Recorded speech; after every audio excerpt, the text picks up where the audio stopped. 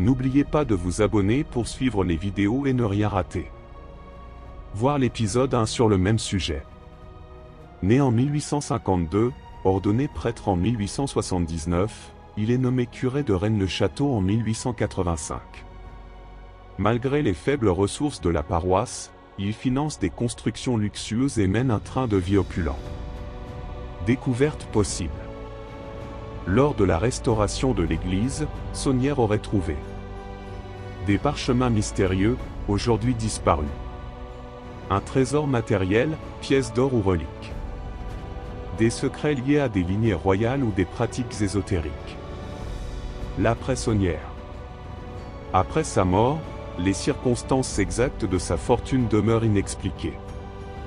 Sa gouvernante, Marie Desnarnaud, aurait détenu des clés importantes mais est restée silencieuse jusqu'à sa mort. Analyse. Raison ou légende? Les Templiers. Héritage occulte ou exagéré?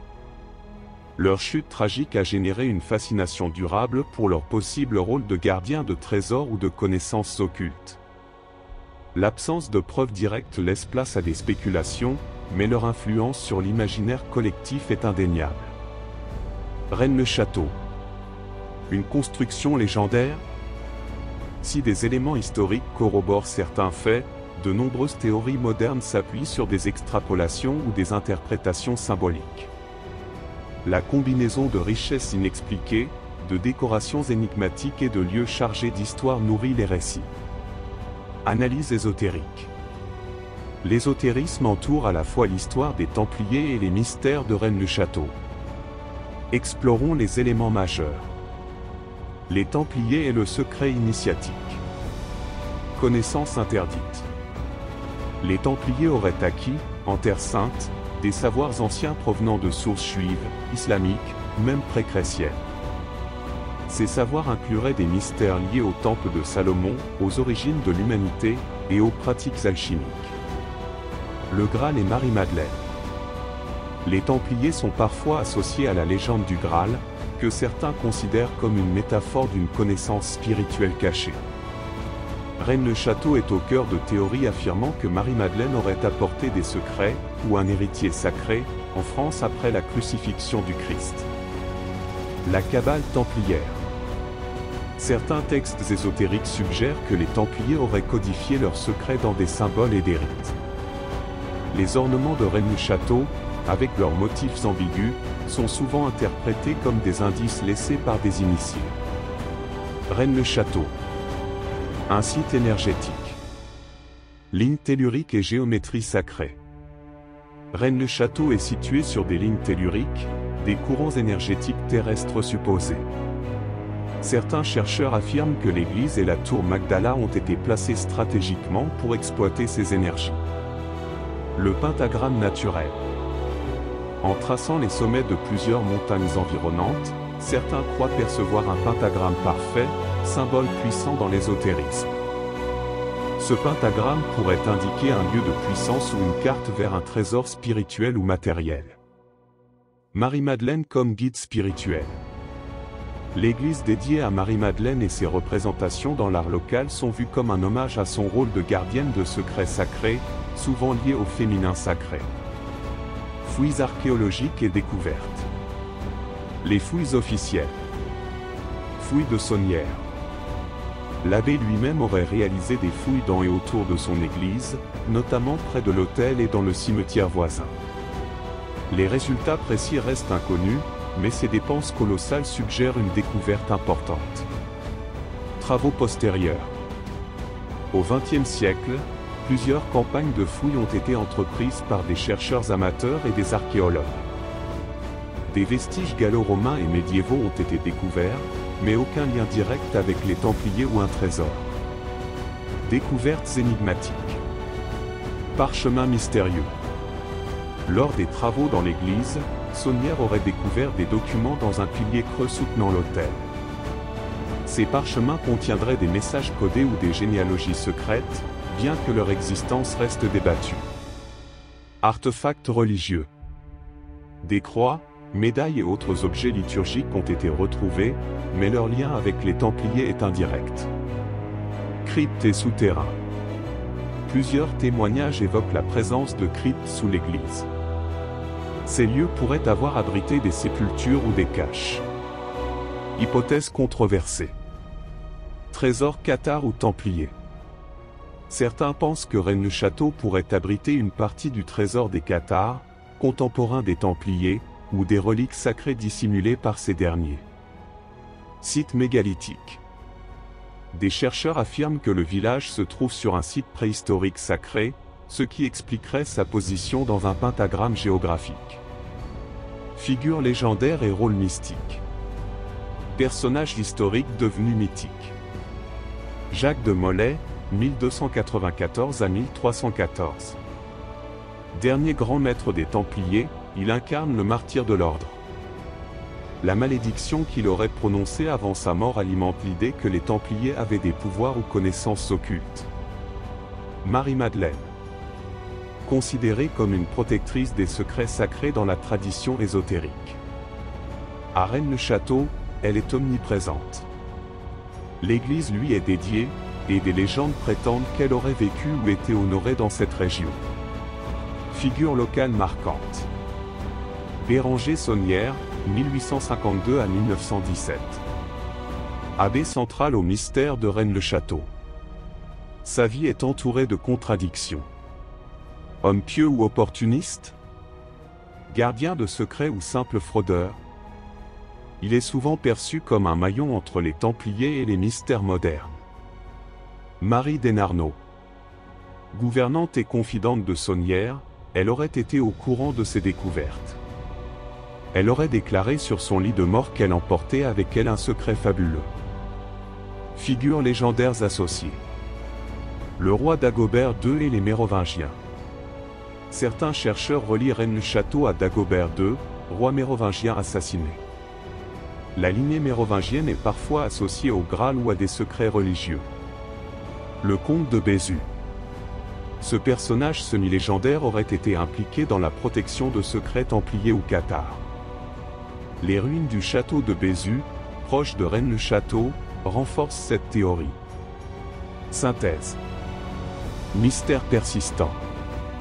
Ésotérisme. Rennes-le-Château reste un lieu de pèlerinage pour les amateurs de symbolisme et d'énergie spirituelle. Archéologie, les découvertes restent limitées, mais elles entretiennent le mystère. Figure. Les personnages liés à Rennes-le-Château, qu'ils soient historiques ou mythiques, continuent de fasciner par leur lien possible avec des trésors spirituels ou matériels. Personnages clés. Suite de l'épisode 1. Personnages historiques liés aux Templiers. Hugues de Pin, 1070 à 1136. Fondateur et premier grand maître de l'ordre des Templiers.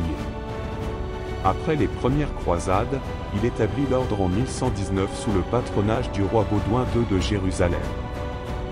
Hugues est parfois associé à l'idée que les Templiers auraient découvert des secrets ésotériques dans les ruines du temple de Salomon. Jacques de Molay, 1244 à 1314. Dernier grand maître des Templiers, exécuté sur le bûcher à Paris. Sa mort est entourée de mysticisme. Il aurait maudit le roi Philippe IV le Bel et le pape Clément V, entraînant leur chute rapide. Sa figure est souvent associée à une résistance spirituelle face à la persécution. Geoffroy de Charnay, 1314. Compagnon de Jacques de Molay et l'un des derniers dignitaires de l'ordre. Son rôle dans la préservation des archives et reliques des Templiers reste sujet à spéculation. Figure locale de Rennes-le-Château. Béranger Saunière, 1852 à 1917. L'abbé Saunière est l'élément central du mystère de Rennes-le-Château. Point clé. Travaux dans l'église. La rénovation de son église aurait conduit à la découverte de parchemins ou d'un trésor. Richesse inexpliquée. Sa fortune soudaine a permis la construction de bâtiments somptueux comme la tour Magdala. Symbolisme. Les éléments inhabituels ajoutés à l'église, tels qu'Asmodée ou l'inscription « Terribili et Locus Ist », semblent inviter à l'interprétation mystique. Marie Desnarnaud, 1868 à 1953. Gouvernante fidèle de Saunière, elle l'a assisté dans ses travaux et a hérité de sa propriété. Sa déclaration énigmatique, « Les gens marcheront sur de l'or sans le savoir », a alimenté les théories d'un trésor caché. Sa mort sans révéler le secret a renforcé le mystère. Noël Corbu, 1912 à 1968. Après avoir acquis la propriété de Saunière, Corbu a contribué à populariser le mystère de Rennes-le-Château en racontant l'histoire d'un trésor caché, souvent associé aux Templiers. Son rôle est controversé, certains le voyant comme un brillant promoteur touristique, d'autres comme un exagérateur des faits. Figure légendaire. Marie-Madeleine. L'église de Rennes-le-Château lui est dédiée, et elle est souvent associée à la légende d'un voyage en France après la mort du Christ. Selon certaines théories, elle aurait apporté des secrets sacrés, voire un héritier, créant une lignée royale sacrée, protégée par les Templiers. Symbole de féminité sacrée, son rôle est central dans de nombreuses interprétations ésotériques. Dagobert II, 650 à 679. Roi mérovingien assassiné, il est présenté par certaines théories comme un lien possible avec un héritage sacré ou royal. Les Mérovingiens sont parfois perçus comme des descendants d'une lignée divine, renforçant leur association avec Rennes-le-Château et les Templiers. Le comte de Bézu. Seigneur légendaire lié au château de Bézu, il est parfois présenté comme un protecteur de secrets cathares ou templiers. Symbole majeur. Symbole templier. La croix rouge. Emblème de l'ordre, cette croix évoque la foi chrétienne et la protection spirituelle. Elle est interprétée comme un symbole initiatique, représentant la quête intérieure et extérieure du chevalier. Le temple de Salomon. Considéré comme la source de nombreux mystères templiers, notamment des secrets architecturaux ou spirituels. Certains pensent que les Templiers auraient rapporté des artefacts sacrés ou des textes ésotériques de leurs explorations en Terre Sainte. Le Baphomet. Accusé à tort d'idolâtrie par leurs persécuteurs, le Baphomet est devenu un symbole ésotérique associé aux Templiers.